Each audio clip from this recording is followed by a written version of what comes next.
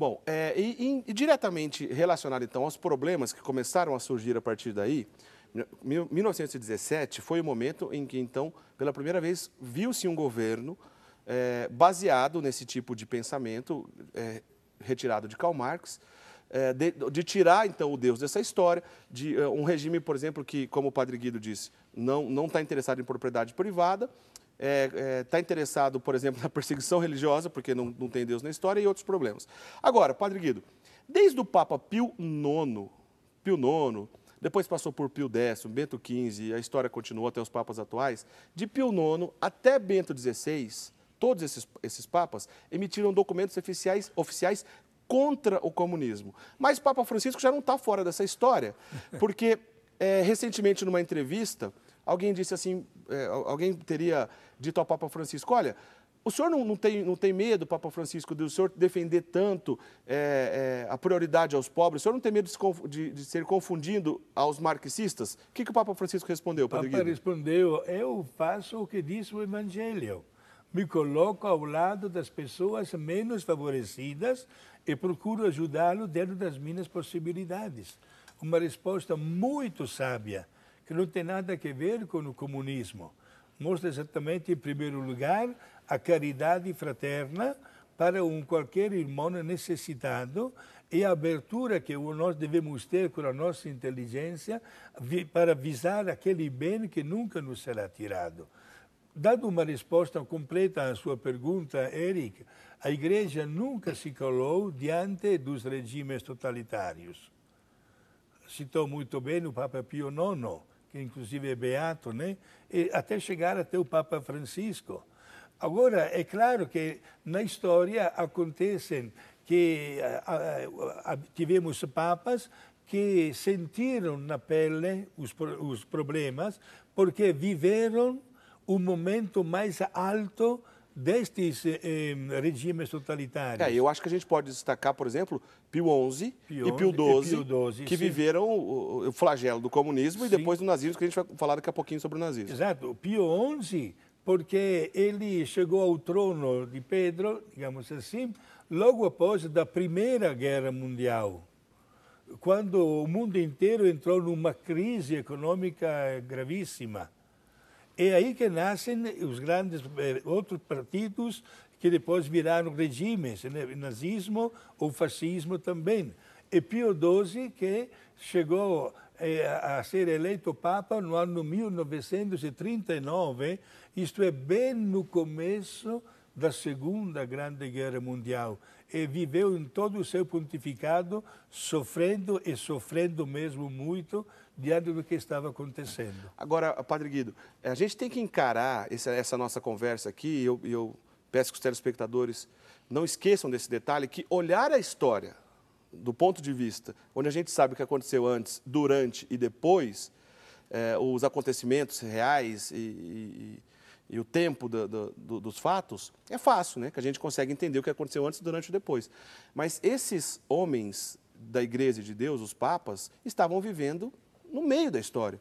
Era difícil entender tudo o que estava acontecendo, a informação não era tão rápida quanto hoje, e ainda assim não se calaram. Por exemplo, Padre Guido, o comunismo, em todos as suas maneiras, todas as suas vertentes socialistas, etc., matou, somando, mais de 100 milhões de pessoas. Se a gente for ver a história com Lenin, depois Stalin, Mao Tse-tung, por exemplo, na China, que matou pelo menos 60 milhões, e chegando até a América Latina, depois que chegou aqui com Fidel Castro, etc., se a gente for somar tudo, mais de 100 milhões. A Igreja não teria como ficar fora disso, e, de maneira nenhuma, se calar em relação a isso. Queria que o senhor comentasse, inclusive, a encíclica do ano de 1937, que o Pio XI emitiu contra, diretamente, o comunismo, a chamada Divini Redentores. Foi isso mesmo? Exato, sim, Divini Redentores. Repito que a voz do Papa ecoou na história, porque diante do problema gravíssimo que estes sistemas de governo, né, regimes absolutistas que estavam reinando, o Papa não pode absolutamente ficar calado. Naturalmente, como foi recebido, aí a pergunta, a mensagem do Papa? quem estava lá no governo destes países se sentiu gravemente ofendido. Porque a aula que a Igreja dá neste momento, através destes documentos, coloca em primeiro lugar o capital humano, como, com todos os seus direitos, com todas as suas obrigações, e também com toda a sua dignidade. E suas liberdades individuais, não como um grupo olhado pelo governo. Exato, não se pode absolutamente considerar a pessoa humana como objeto. Eis que aí que nós logo encontramos a maneira para poder justificar o grito da Igreja, que sempre salva a dignidade da pessoa humana feita à imagem de Deus. Superior, naturalmente, à pessoa humana aos interesses destes partidos ou destes regimes totalitários, que desfrutavam no máximo o ser humano para não somente destacar-se ou sair de uma crise, mas também para dizer que só aquele era o caminho. Esse que é o erro. A Igreja comprova que não é por aí. Você citou muito bem nesta carta encíclica de Papa Pio XI. E este Papa, quando viu que a sua voz não estava sendo ouvida, não ficou calado, gritou mais ainda. Daqui a pouco passaremos a falar exatamente do nazismo. Sim. E este Papa, depois vou explicar o que ele chegou a fazer. Por quê? Porque é a pessoa humana o maior capital que deve ser resgatado, resguardado e valorizado. O mesmo Marx, através daquele livro que ele escreveu em alemão, né, Der Kapital, o Capital, ele coloca exatamente a visão econômica da história, não a visão da dignidade da pessoa humana. Por isso que a Igreja não pode ficar indiferente quando nota que o caminho está completamente errado. E se a gente for estudar Karl Marx, a gente facilmente vai encontrar que ele nunca viu problema em matar o adversário se não tivesse de acordo com aquilo que ele pensava. Ele achava que deveria ser exterminado nações, se preciso for, para que a revolução desse certo. A revolução sobre essa ótica dele. Agora, Padre Guido, desde Pio IX, nós citamos aqui Pio IX, e logo depois o Papa na sequência foi Leão XIII, e Pio IX e Leão XIII, principalmente com Leão XIII, onde a gente começa a ver a doutrina social da Igreja, essas famosas encíclicas sociais, e depois a história continuou, como nós citamos aqui, de Pio IX até os papas atuais, todos, pelo menos, disseram alguma coisa contra o comunismo, contra o socialismo. Mas tem um episódio interessante, a gente vai falar, daqui a pouquinho a gente vai continuar falando sobre o nazismo, que o Papa Pio XII, como o senhor disse, foi eleito no início da Segunda Guerra Mundial. Olha. Agora, o Pio XII, ele tem um documento interessante também no papado de Pio XII em relação ao comunismo, que foi em 1949, o chamado Decreto contra o Comunismo, né, que foi um documento emitido pelo Tribunal do Santo Ofício. O Tribunal do Santo Ofício hoje tem outro nome, né, Padre Guido? Sim, da doutrina da fé, né? E Santo Ofício, digamos assim, é um nome historicamente um pouco pesado, dá a ideia mais de uma prisão, de uma restrição, de uma condenação, etc.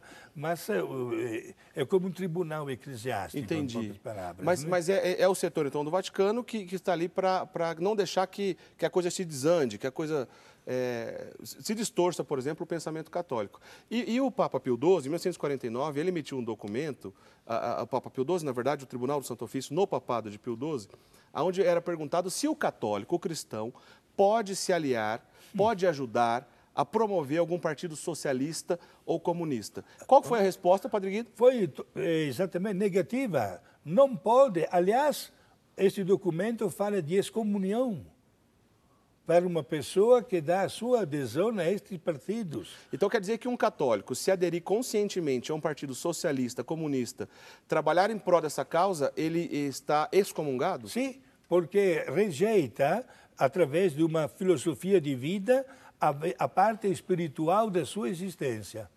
Quem abraça estes partidos ou estes regimes se afasta completamente da sua dignidade de ser imagem de Deus, porque Deus não entra nesses partidos. Isso porque a gente acabou nem falando, a gente pode voltar nesse assunto na sequência, que agora a gente vai para o intervalo, de outros problemas morais, como, por exemplo, o aborto livre e restrito em meio a esses regimes, né? Não precisa nem comentar sobre isso. Agora, esse assunto está interessante, Padre Guido. A gente vai para um primeiro intervalo, mas quero lembrá-lo que você pode ligar para a gente.